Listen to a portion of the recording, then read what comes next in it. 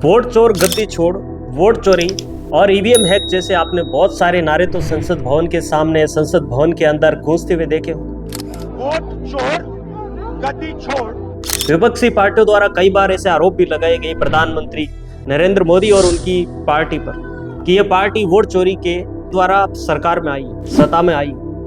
लेकिन अब इन सब बातों पर अमेरिका के राष्ट्रपति डोनाल्ड ट्रंप ने प्रश्नवाचक चिन्ह खड़ा कर दिया। उन्होंने कहा कि भारत की जो वोटिंग सिस्टम की व्यवस्था है उसकी जितनी सराहना की जाए उतनी कम है, और जिस एसआईआर का पूरा विपक्ष भारत में विरोध कर रहा था, अब उसी एसआईआर को अमेरिका अपने वहां लागू करने जा रहा है, और वो भी अपने वहां भारत के जैसी वोटिंग व्यवस्था को लागू करना चाहते हैं। 18 अगस्त 2026 को डोनाल्ड ट्रंप ने भारत की चुनावी व्यवस्था का उदाहरण देते हुए कहा कि भारत में मतदाताओं के लिए एक वैध फोटो पहचान पत्र की व्यवस्था है, जो बेहद ही अच्छी व्यवस्था है। ऐसी व्यवस्था अमेरिका में भी लागू होनी चाहिए।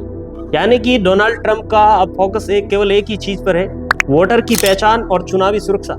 और अगर वास्तव में वोट चोरी होती तो फिर अमेरिका इस व्यवस्था की सराहना नहीं करता। अमेरिका जैसा देश भारत की इस वोटिंग व्यवस्था की प्रशंसा कर रहा है। वो लोग भी चाहते हैं कि भारत जैसी वोटिंग व्यवस्था उसके देश में लागू हो।